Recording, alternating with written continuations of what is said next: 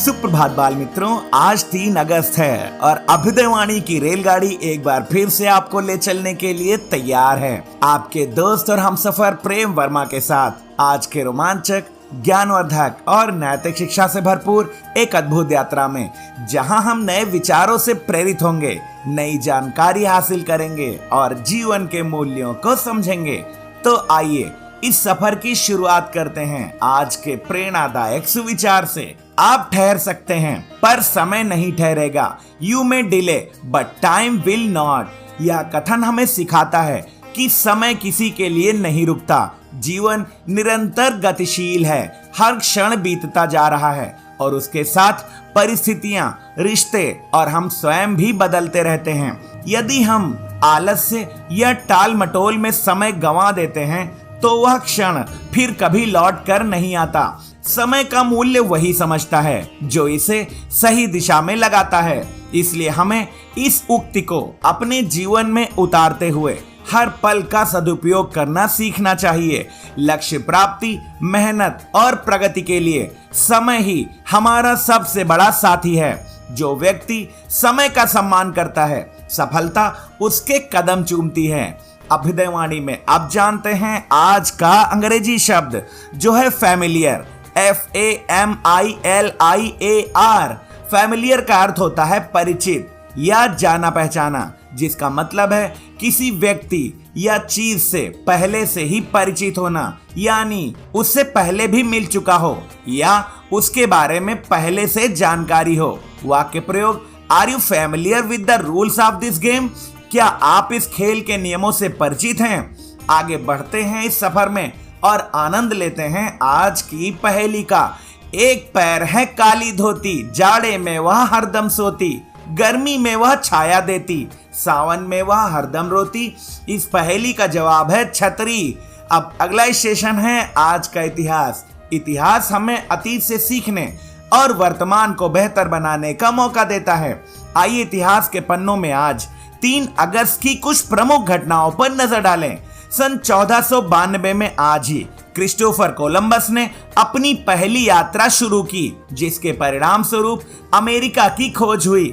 यह वैज्ञानिक और भौगोलिक खोज के क्षेत्र में एक ऐतिहासिक घटना थी, जिसने विश्व के नक्शे को ही बदल दिया। सन 1886 में आज ही हिंदी साहित्य के इतिहास में खड़ी बोली के प्रथम महत्वपूर्ण कवि मैथिली शरण गुप्त का जन्म हुआ। उनकी रचनाएं जैसे पंचवटी, यशोधरा और साकेत हिंदी साहित्य में कालजयी मानी जाती हैं। सन 1905 में आज ही बंगाल विभाजन के खिलाफ स्वदेशी आंदोलन की शुरुआत हुई, जो भारतीय राष्ट्रीय आंदोलन का एक महत्वपूर्ण हिस्सा था। यह ब्रिटिश शासन के खिलाफ एकजुटता का प्रतीक था। सन 1936 में आज ही बर्लिन ओलंपिक में भारतीय हॉकी टीम ने अपने अभियान की शुरुआत की, जो अंततः स्वर्ण पदक जीतने में सफल रही। यह भारतीय खेल के इतिहास में एक गौरवपूर्ण क्षण था। सन 1958 में आज ही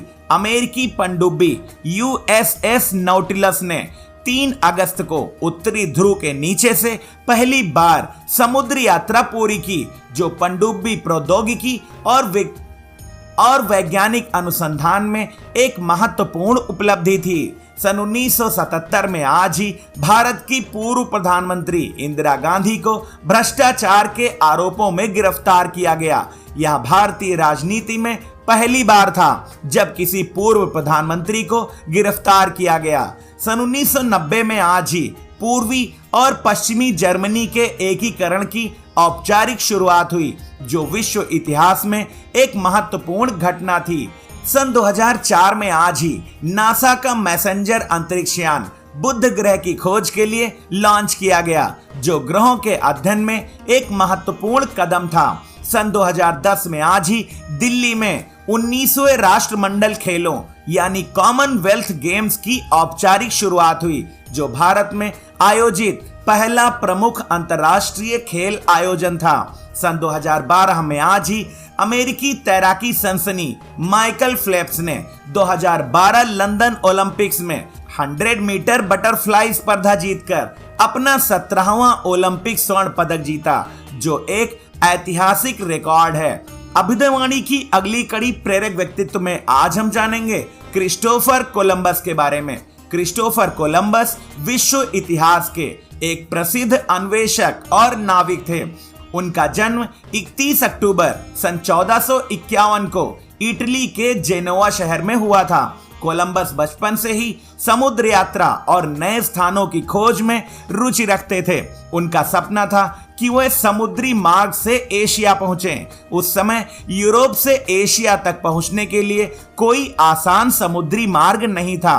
कोलंबस ने सन 1492 में स्पेन के राजा फर्डिनेंड और रानी इसाबेला के समर्थन से पश्चिम की ओर से समुद्री यात्रा शुरू की। उन्होंने 3 जहाजों नीना, पिंटा और सेंटा मारिया के साथ अटलांटिक महासागर पार किया। यात्रा के दौरान वह एशिया ना पहुंचकर अमेरिका महाद्वीप के कैरिबियाई द्वीपों पर पहुंच गए। यद्यपि कोलंबस को यही लगा कि वह भारत पहुंच गए हैं, लेकिन वास्तव में उन्होंने यूरोप के लिए अमेरिका का मार्ग खोज लिया था। क्रिस्टोफर कोलंबस ने कुल 4 बार अटलांटिक महासागर की यात्रा की और नए महाद्वीप के द्वार यूरोपियों के लिए खोल दिए। 20 मई सन 1506 को उनका निधन हो गया। कोलंबस को आज भी इतिहास में उस व्यक्ति के रूप में याद किया जाता है जिसने अमेरिका की खोज का मार्ग प्रशस्त किया और विश्व मानचित्र में एक नया अध्याय जोड़ा। अभ्युदयवाणी के दैनिक विशेष में अब हम जानेंगे 3 अगस्त को मनाए जाने वाले राष्ट्रीय कवि दिवस के बारे में। राष्ट्रीय कवि दिवस प्रतिवर्ष 3 अगस्त को हमारे राष्ट्र कवि मैथिली शरण गुप्त की जयंती के उपलक्ष्य में मनाया जाता है। मैथिली शरण गुप्त का जन्म 3 अगस्त सन 1886 को उत्तर प्रदेश के झांसी के पास स्थित चिरगांव में हुआ था। उनके पिता का नाम सेठ रामचरण कनकने और माता का नाम काशीबाई था। गुप्त जी ने अपनी प्रारंभिक शिक्षा चिरगांव में और मिडिल स्कूल की पढ़ाई मैकडोनल्ड हाई स्कूल से की थी। उन्होंने मात्र 12 वर्ष की आयु में ब्रज भाषा में कविता लिखना प्रारंभ किया। मैथिली शरण गुप्त ने खड़ी बोली को अपनी रचनाओं का माध्यम बनाया और उसे काव्य भाषा के रूप में स्थापित करने में महत्वपूर्ण भूमिका निभाई।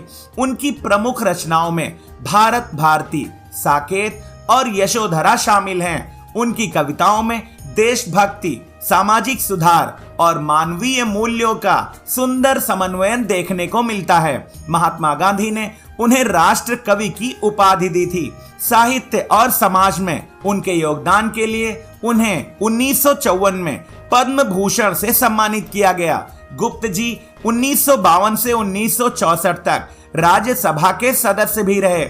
उनका निधन 20 दिसंबर सन 1964 को हुआ। उनकी कविताएं हमें यह संदेश देती हैं कि साहित्य केवल मनोरंजन नहीं बल्कि समाज को दिशा देने का माध्यम भी है। उनके जीवन और कृतित्व से हमें हमेशा देश प्रेम और समाज सेवा की प्रेरणा मिलती है। अभ्युदयवाणी के अंतिम पड़ाव पर अब सुनते हैं आज की प्रेरणादायक बाल कहानी, जिसका शीर्षक है नकलची बंदर। बहुत समय पहले की बात है। एक टोपी बेचने वाला व्यापारी रोज गांव-गांव घूमकर टोपियां बेचता था। एक दिन वह दूर के गांव की ओर जा रहा था।